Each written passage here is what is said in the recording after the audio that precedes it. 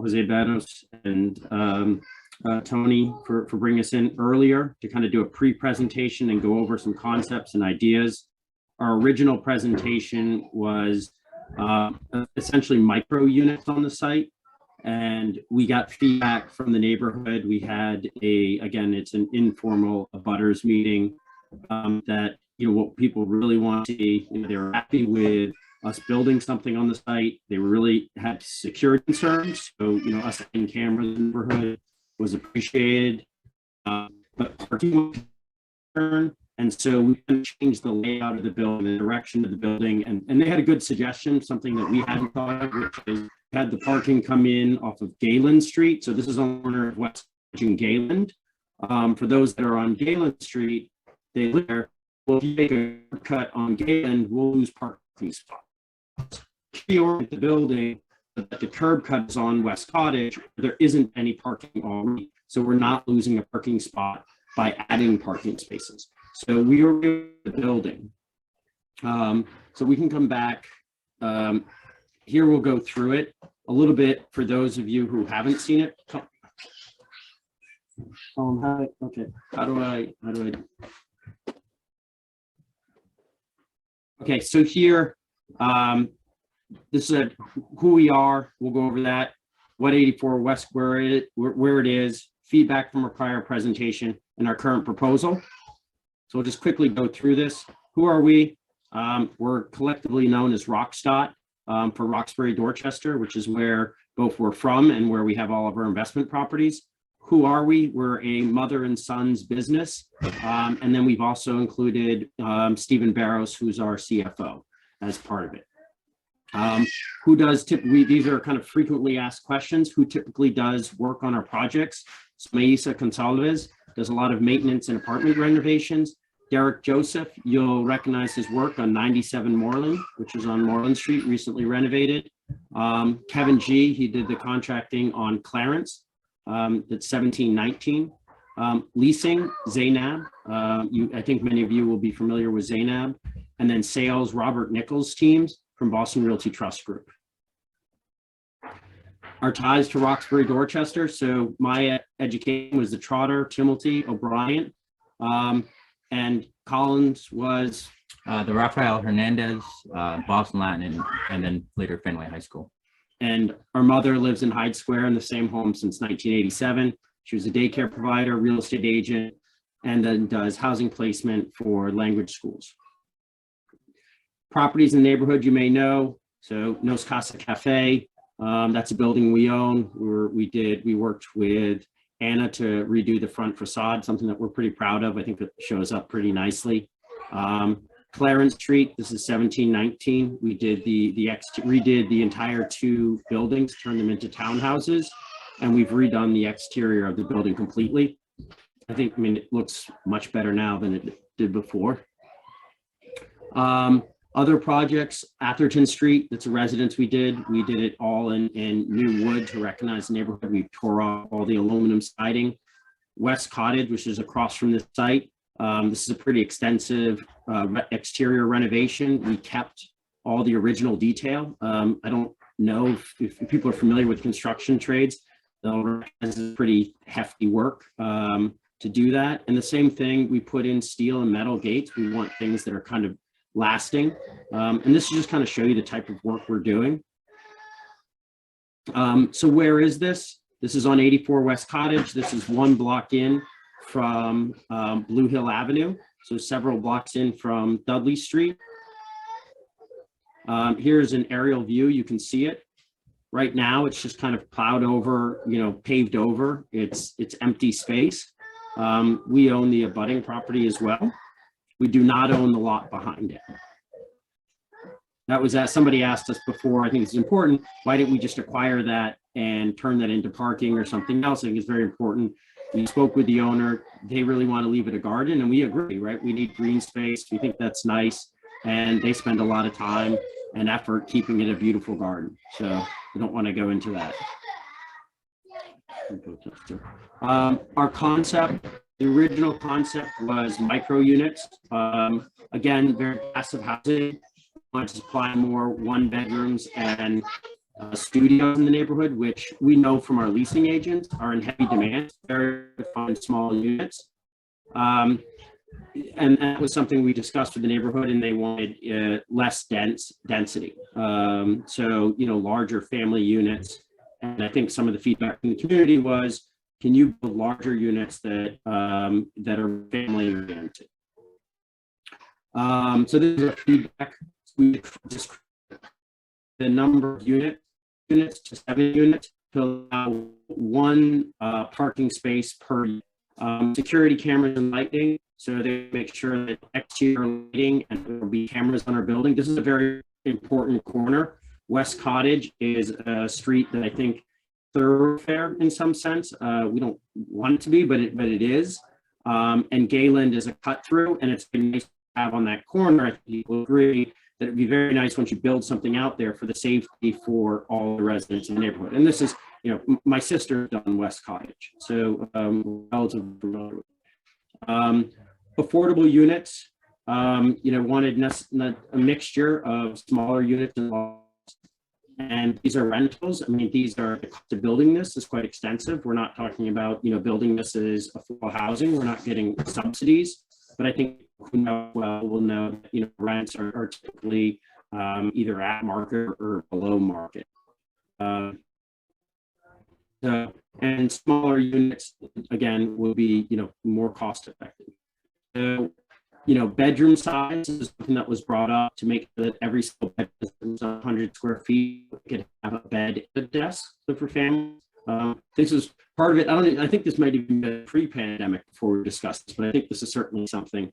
And then making sure that there was bicycle storage, and then that the design to build would minimize construction. So ideally what we'd like to do, and again, this is a long ways off, is we'd like to build these things, if possible, panelized offsite, bring the panels on there so that there's less construction on the site and more off the site brought on there. And then building to fit within the streetscape. So the design of the building fits so that it lines up on the front with the brick buildings next to it, and it has the same frontage on it. And then on the side, it's lined on the side of it on Gayland. So how many units? There's a one studio, 1 bedroom, 1 bath, 2 bedrooms, two bed, 1 bath, 1 2 bed, 2 bath, and then a larger unit, which is 4 beds, 2 baths, an even larger unit of 5 beds, 3 baths. We just use 100% of AI rent per the BPA as a relative scale on how these would rent for, but this is just a scale on it. Here's the lot. Again, we don't need to go into too much detail. I think you guys know where it is, but it's a corner of Gayland and West Cottage. The site plan, this is how it looks. We enter the parking off of West Cottage, and underneath it, we have parking for the cars. It's also hidden from the street. I think that's important so that the parking, you don't necessarily see it. You come in off of West Cottage, and it's underneath the building. Zoning analysis.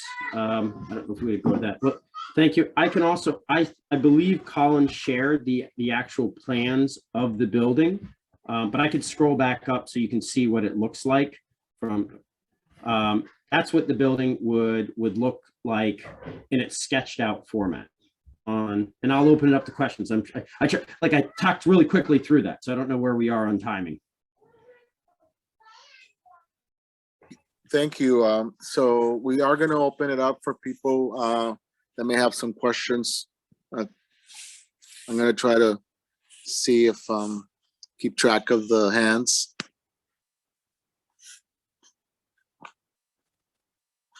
I don't see any hands.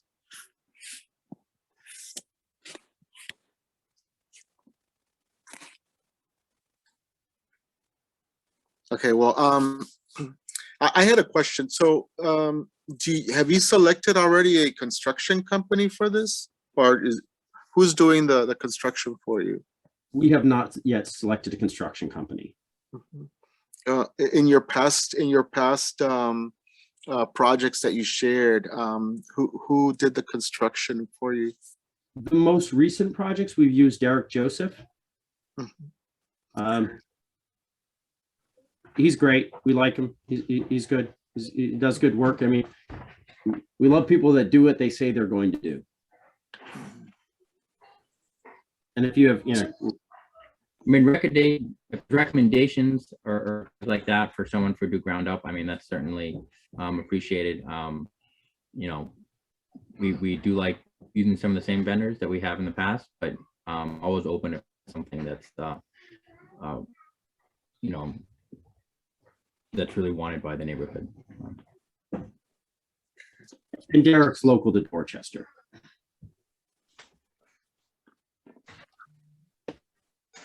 Jose raised his hand. Jose, go ahead. Yes, can you talk about the prices? So It's rental, so yeah, I mean, can you, I'm not at this moment, so we're planning on doing it as rentals, not as condos. And if we have to sell it or it to be affordable, right, for us to hold it, if we have to sell off 1 or 2 units as condos, we would do that, right? We would sell off the larger units as condos. But I don't know where pricing is, kind of where the market is for rentals. But I expect this will take about 3 years by the time we get approvals to kind of getting a contract, to getting final. Everything takes longer and costs more.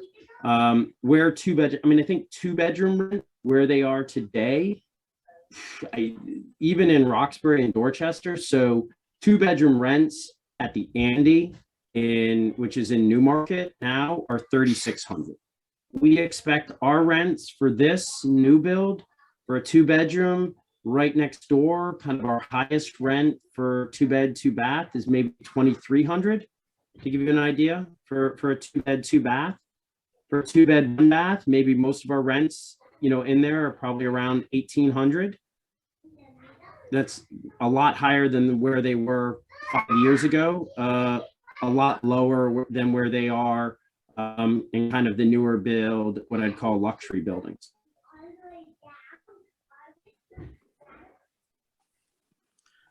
I don't know, So- I have another concern. I don't know if there is anyone from around the area. There is at this meeting from the street, Galen Street. If you've done any outreach to them. And yeah, Do we have any? we did meet. So from the last, we had a meeting, I want to say it was almost a year ago, we had a meeting, and then we met with a few of the abutters, right? It wasn't an official abutters meeting. And so after this, we would have an official abutters meeting. As part of the process, we had what we did is a pre-process with an early design before we came to you today with an official meeting. And we met with some of the neighbors, and their biggest concern was the parking. You know, their concern was the parking along Galen. Originally, we had the curb cut on Galen, and they said, can you please do it on West Cottage? So we're not losing a spot. And can you please make sure that there's a 1-to-1 parking ratio, at least a 1-to-1 parking ratio. And so that's what we reworked the design. It took a while for us to come up with it and got it to a parking ratio of 1-to-1 and removed the parking from Galen to West Cottage.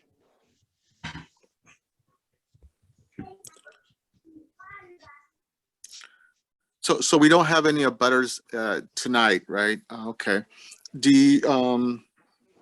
So I'm assuming that there will be a formal sort of abutters meeting for this at some point. Yeah. I had a request if you would actually go through and explain the relief that variance relief that your project requires. Colin, can you go? Sorry, we're flipping through it.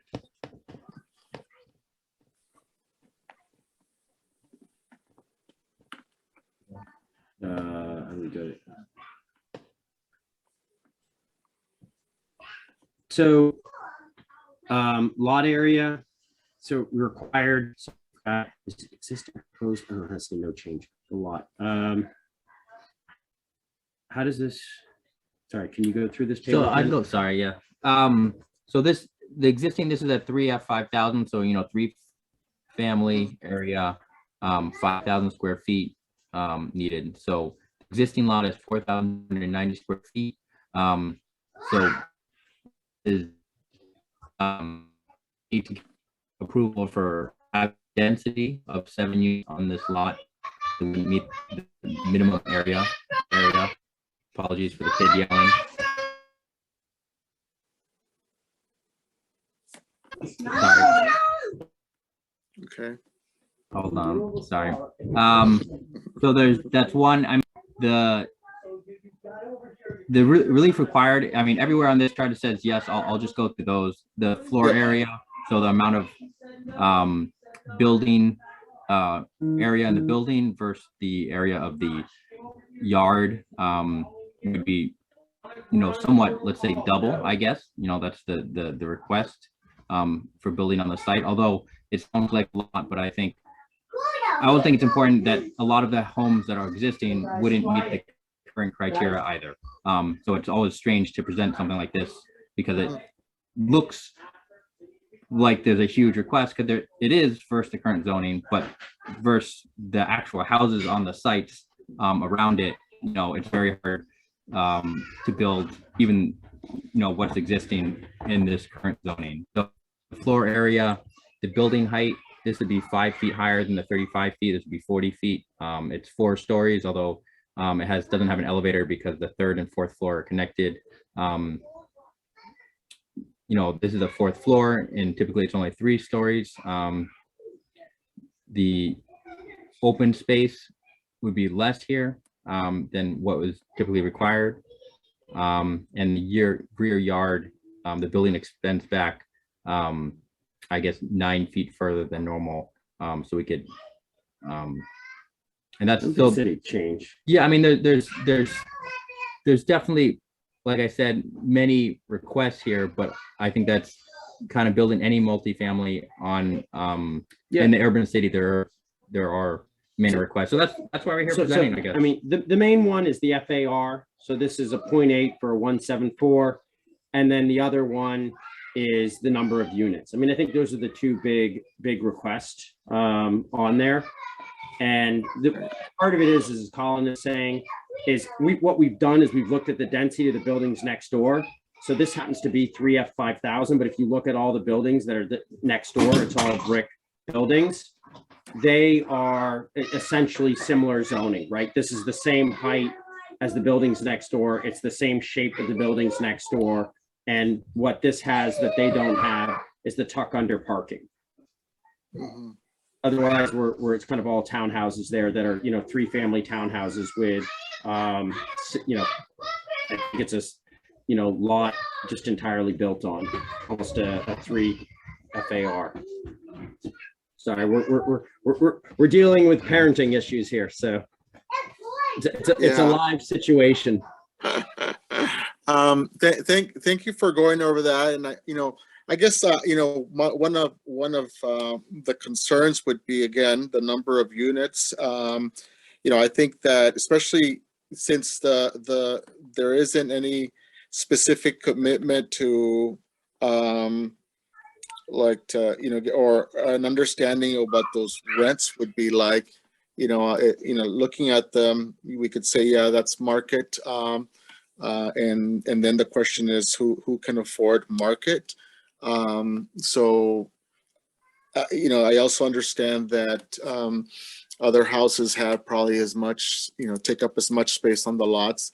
We've learned some things about the need for open space, green space, a side yard, a backyard. I just wanted to raise that concern, the number of units and the, the proposed rents at this point. Yeah, and we brought it down. I mean, we had some affordability when we had it as 12 units. Now we bring it down to 7 units. At some point, it doesn't become, we're not getting subsidies, right? So we're not a subsidized builder. We don't get any of our costs subsidized. If you can just go and, I'm sure you're reading about it all over, and I think everyone's feeling it. The cost of building is gone up dramatically. It's very hard for us to go back and add without getting subsidies from the city or any sort of relief to go back and do a commitment on an affordable unit, right? Where you're doing smaller units and a larger, you know, kind of building, it was possible because we could kind of average it out. And this one, it's just kind of, that was the initial proposal, as we were trying to do an affordable housing, and we came back and we got the feedback that, you know, we couldn't build it. Now we've come back here with something that is less dense, has fewer units, but I can't you know, it's hard to do, given what my costs are, it's hard to do an affordable one. Yep. So I guess my, maybe there's other questions from other folks. If not, I did want to ask you, so what are you asking for from this committee? Effectively, a letter of support. Okay. Okay, because that's something that, you know, we can discuss that later when it's the presenters leave and it's just the local residents. Okay. I don't see any other hands up, so I'm going to assume that there's no more questions about this project. I want to thank the presenters for their presentation and for addressing some of the questions that we've asked.